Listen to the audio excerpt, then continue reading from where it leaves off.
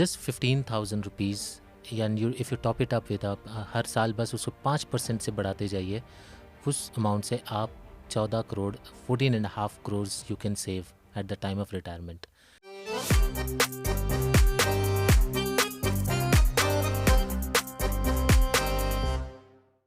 Today, again with me, I have a very special guest, Mr. Ravikant Rathod, Chief Investment Officer at Tata Pension. How are you doing, sir? I'm doing good, Arnav. How have you been? I have been a little scared since our last conversation. So, in my life, मैं एक reductionist approach follow करता हूँ. I don't necessarily know what I want or what I should do, but मुझे ये पता है कि मुझे ये चीज़ नहीं करनी है, right? And after our last conversation, I've really come to the realization कि I don't want to poorly plan my retirement. In the last conversation, we really talked about what retirement is and why it's important. मैं समझना चाहता हूँ कि ऐसी क्या गलतियाँ हैं जो लोग यूजुअली करते हैं जिनकी वजह से उनका रिटायरमेंट प्लान अफेक्ट हो सकता है. एक ज़रूरी चीज़ जो होता है कि आपको अगर करना है वो है रिटायरमेंट सेविंग की चिंता आपको बाहर निकालनी है और एक खुशहाल रिटायरमेंट के प्लान को अपने पास रखना है.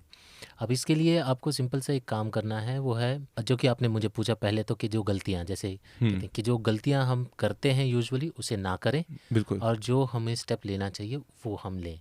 जो गलतियां हैं जो हम करते हैं जनरली, मैं उसके बारे में बात करना चाहूँगा. Would like to talk about it. Generally what happens is that हमारा करियर शुरू होता है जब हम जॉब पे लगते हैं. इन आवर यंगर डेज हमको लगता है कि रिटायरमेंट बहुत लंबा है, अभी आराम से बहुत समय है हमारे पास में प्लान करना. और जो प्रॉब्लम यहाँ पर होती है कि जो टाइम, जो समय आपके एडवांटेज में काम आ सकता था वो आपका डिसएडवांटेज बन जाता है अगर आप पोस्टपोन करते हैं. तो people tend to do that. फिर हम जब 40 की उम्र में 50 की उम्र में जागते हैं, देन वी रियलाइज्ड कि अरे अब अगले 10 साल में 20 साल में मुझे अपने रिटायरमेंट की तैयारी करनी है.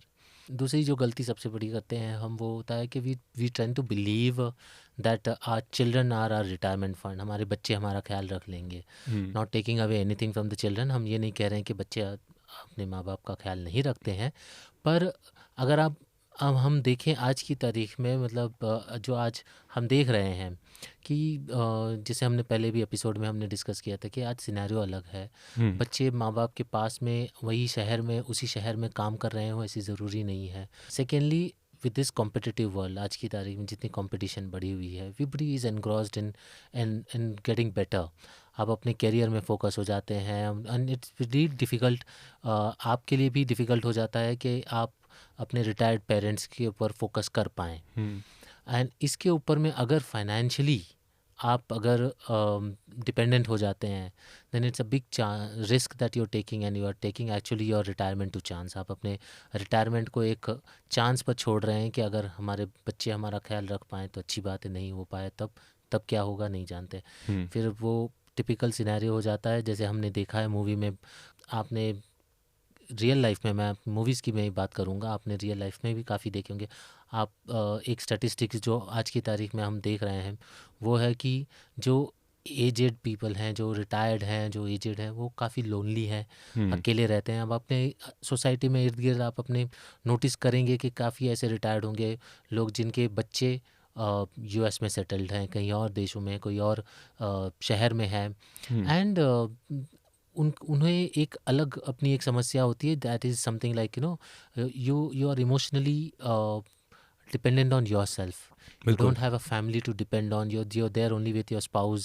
At times you're in that age, आपकी उस उम्र में स्पाउस के अलावा कोई और ना रहे, तब आपके लिए वो लोनलीनेस फैक्टर आ जाता है. आपके लिए वो मेंटली चैलेंजिंग होता है कि आप अपने आप को इमोशनली कैसे मैनेज करें.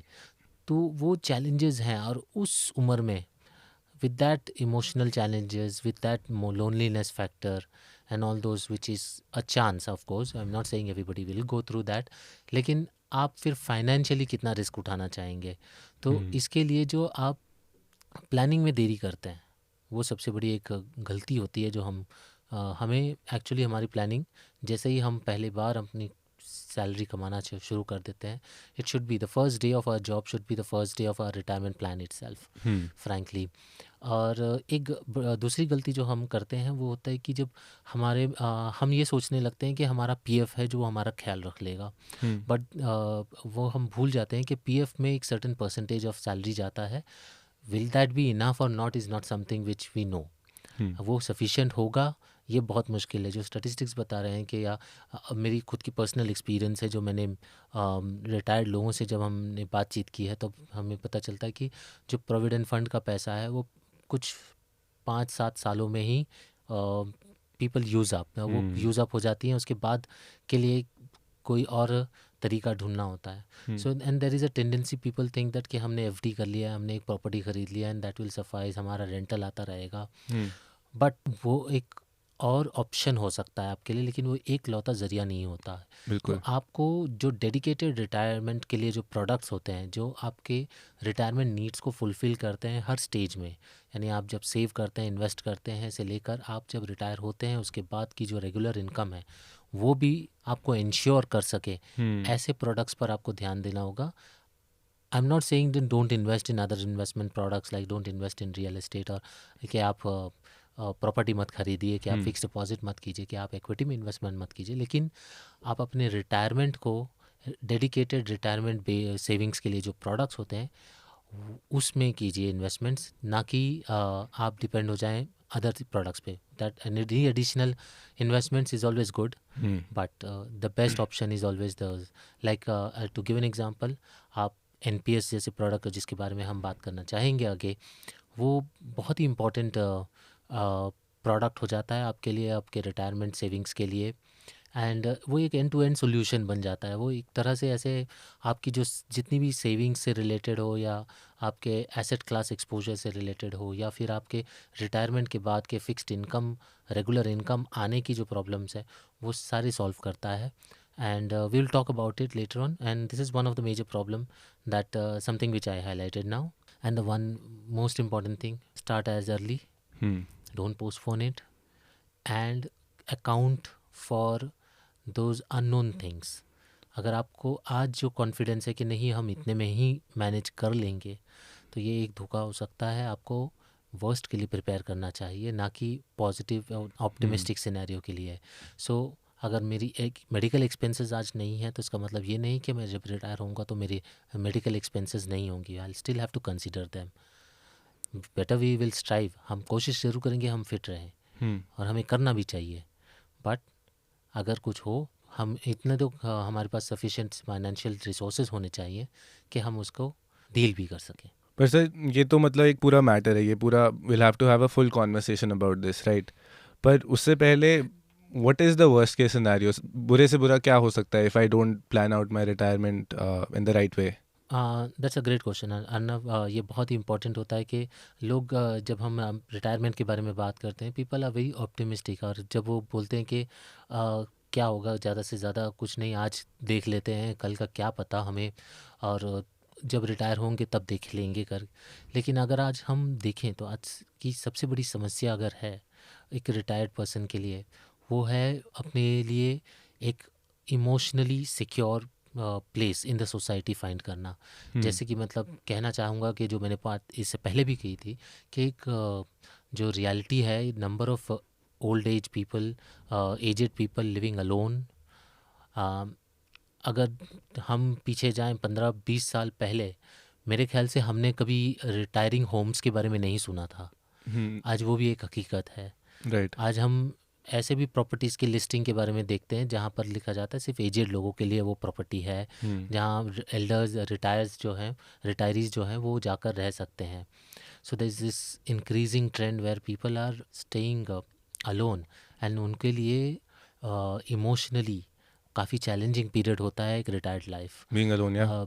And you have a lot of mental stress in those days. you're not physically well equipped. आप उस वक्त आपकी शारीरिक क्षमता भी कम होती है, आप मेंटली काफ़ी इनसिक्योर फील करते हैं. एंड इन सब प्रॉब्लम के अलावा अगर आपको फाइनेंशियली भी प्रॉब्लम हो तो that is something, I think that is the last thing that you would like to have. So अगर एक हेल्दी रिटायर्ड लाइफ चाहिए, और इन सब के लिए अगर एटलीस्ट इमोशनली नहीं तो फाइनेंशियली कम से कम हम इक्विप्ड रहें. What are the kind of challenges we're trying to overcome here, right? But हम नंबर्स पे आ सकते हैं अब. what exactly do I have to do here now? Yes. So जैसे कहते हैं कि if you can't measure it you cannot नॉट अचीव इट. You need to measure it before you can achieve it. So if you want to know how much you need for your post-retired life, it's a very important number that you should keep in mind. पर question यही आ जाता है कि हम कैसे जानें कि हमारा रिटायरमेंट मैजिक नंबर क्या है कि जिससे हम रिटायर हो सकें और हम कंफर्टेबली कह सकें कि हमारे expenses at least comfortably taken care of हैं. सो इसके लिए पहला चीज़ जो मैं रेकमेंड करना चाहूँगा वो है कि आपको एक फाइनेंशियल एडवाइज़र के पास जाना चाहिए, एक फाइनेंशियल प्लानर के पास जाना चाहिए जो कि आपकी सिचुएशन को, because see every persons situation is different. आपके अपने हालात, आपके अपने एक्सपेंस रिक्वायरमेंट्स है, सब कुछ डिफरेंट होती हैं. मेरी अलग होगी और किसी के अलग होते हैं. तो जो फाइनेंशियल प्लानर है वो आपकी सारी सिचुएशंस को और इवॉल्विंग कंडीशंस को ध्यान में रखते हुए वो असेस करेगा कि आपकी पोस्ट रिटायरमेंट के लिए आपकी रिक्वायरमेंट कितनी है, और वो ज़्यादा बेहतर है because he will be more precise. Yet अगर हम फाइनेंशियल एडवाइज़र के पास नहीं भी जा पाते, there are certain rule of thumbs that we use. हम एक मोटा मोटी जो हमारी आदत है, हम जनरली हमारे आम बोलचाल में हम जैसे मोटा मोटी कितना हो सकता है बताइए हमें कहते हैं हम. तो वो जो कॉन्सेप्ट होता है उसमें अगर हम देखें तो दो कॉन्सेप्ट है जो मैं इंट्रोड्यूस करना चाहूँगा कि अगर आपको जानना है कि आपका रिटायरमेंट कॉर्पस एटलीस्ट ग्रॉसली कहाँ होना चाहिए, तो एक है जो कॉन्सेप्ट मैं इंट्रोड्यूस करना चाहता हूँ, introduce in the sense that कि हमारे लिसनर्स को बताना चाहूँगा. एक रूल ऑफ 72 होता है, काफ़ी फेमस है, आप अगर इंटरनेट पे जाएं उसके बारे में काफ़ी डिटेल्स मिलेंगी. लेकिन अगर मुझे सिंपली उसको रखना है, एक्सप्लेन करना है आपको, तो वो ये कि रूल ऑफ 72 ये बताता है कि आप अगर 72 नंबर को किसी नंबर से डिवाइड करें तो जो आंसर आता है आपको वो नंबर ऑफ़ ईयर्स हैं कि उस अमाउंट को डबल होने में जितने लगेंगे. राइट. तो यानी कि अगर मैं 72 को 10 से डिवाइड करता हूँ, यानी कि 10% का रिटर्न मुझे मिल रहा है, और मैं 72 को 10 से डिवाइड करता हूँ तो मुझे 7 साल लगेंगे मेरे अमाउंट को डबल होने में. अगर आप अपने कोई भी FDs को भी देखते हैं, जनरली अगर आपको एक अंदाज़ लगाना है तो आप उसमें चेक कर सकते हैं. बैंक्स जनरली जब FD के बारे में बताते हैं तो कहते हैं अगर डबल कर लो पैसा, तो हमें लगता है डबल बहुत बड़ी अमाउंट है, बट अगर आप रूल ऑफ 72 लगाते हैं तो आपको समझ में आता है कि एक्चुअल रिटर्न्स कहाँ आसपास में है करके. तो जो रूल ऑफ 72 अप्लाई करें हम, और मैं आपकी एग्जांपल लूँ, अगर Arnav you are 21 years of age, let's assume you're just a 20-year-old person now and you've just been out of college, you're going to get your first job. आप अपनी एक पहली नौकरी में है और आपको जानना है कि आप जब रिटायर होंगे तो आपको कितना पैसा ज़रूरत होगा. तो उसके लिए सबसे पहला चीज़ होगा कि आपके हिसाब से as per you what will be the amount that will be good enough for you or reasonably enough for you to fulfill all your needs or wants that you think that are minimum that you should be having. तो मैं एक अगर example लूँ, आज की तारीख में अगर हम 50,000 एक अमाउंट मंथली एक्सपेंसेस को कंसिडर कर सकते हैं, जो आपकी जो वांट्स हैं, जो आपके रिक्रिएशनल, आपकी गोइंग आउट, होटल्स, अगर आपको बाहर खाना है, सबके खर्चे, मेडिकल बिल्स, जो कि एक बहुत इंपॉर्टेंट खर्चा है, जो कि मैं अगर कहूँ तो आज जो 100 रुपया है वो बहुत ज़्यादा बढ़ जाएगा, because medical inflation is very high in India, which is around 14%, जिसके बारे में मैंने बताया. तो मेडिकल एक्सपेंसेस जो हैं वो काफ़ी बढ़ेंगी. तो कंसिडरिंग ऑल दिस, अगर मैं एक ग्रॉस फिगर ले लेता हूँ कि 50,000 आपका मंथली एक्सपेंसेस हो जाता है, तो आज की तारीख में वो 50,000 है. And let's use the rule of 72 and try to estimate. हम एक अंदाज़ लगाने की कोशिश करेंगे कि ये 50,000 की इक्विवेलेंट वैल्यू, यानी कि ये 50,000 एट द एज ऑफ 60, यानी कि 40 साल बाद कैसे कितना लगेगा. जैसे हमारी दादी कहा करती थी कि 1 रुपये में घी मिलता था, आज वो 1 रुपये की कीमत 1700 हो गई है.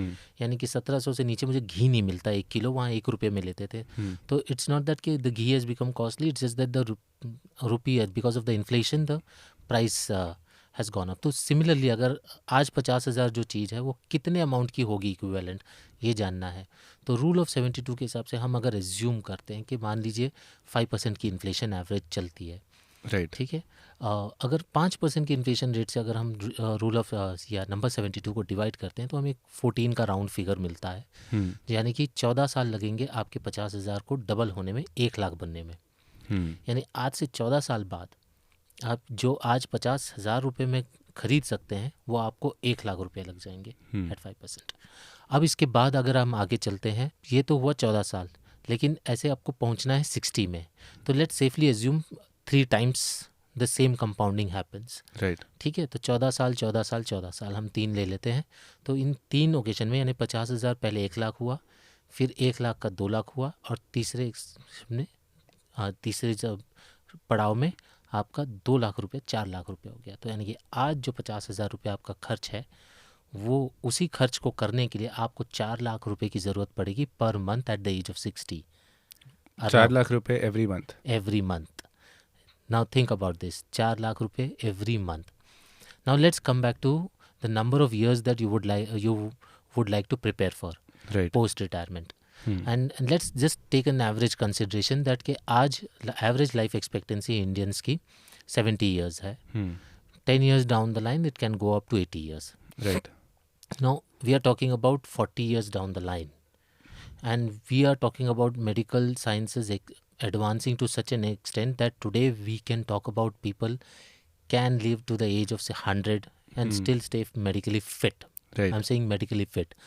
So in that case अगर हम ये कंसिडर करें कि अगर हम 80 का एवरेज एज 90 भी कंसिडर करें, 30 साल आपको लगेंगे, ठीक है, after retirement.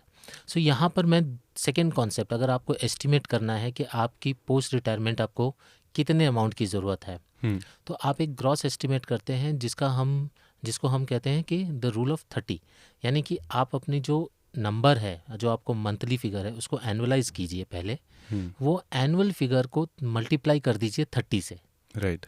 So if I am saying that 4 lakh rupees is something which you want monthly basis, and if you multiply 4 lakh rupees to 12, that is annually you need how much? 48 lakhs. 48 lakh अब rupees. 48 lakh rupees को multiply कीजिए 30 से. I don't want to. You will have to. And that's how, Arnav, you arrive, what is your corpus that you need in basis this gross estimate thing, of course, is 14.5 crores. For 30 years, 14.5 crores. That's a big number. That's a big number that actually scares you. It does. What if I tell you just 15,000 rupees, and if you top it up with हर साल बस उसको 5% से बढ़ाते जाइए, उस amount से आप 14 crore 14.5 crores you can save at the time of retirement. And so Huge relief. Huge relief. Yeah. Yes, that's how you kill the elephant with one single arrow. Small but yet powerful. And that's where I was insisting कि आप जितना जल्दी शुरू करते हैं उतना ही अच्छा है, and that is where I this is my request to all the listeners, if they are listening, to start as early as possible. Right. So this has been a very enlightening conversation. So now when you mentioned that number 14.5 crores, तो मैं genuinely डर गया था, but understanding कि it only takes me starting at 15,000 rupees every month, that is definitely a relief. And I'm sure it will be a relief for everyone who's listening as well.